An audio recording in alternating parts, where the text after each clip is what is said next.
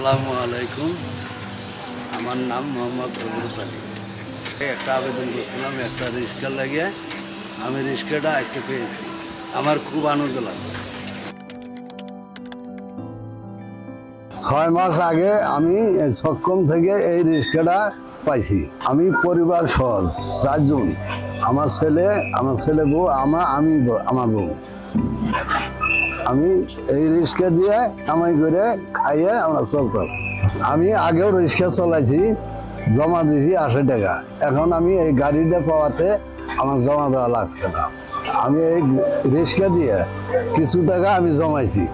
আগের থেকে আমি এখন ভালোই আছি, ভালো টাকা ইনকাম করতেছি, আলহামদুলিল্লাহ। আসসালামু আলাইকুম।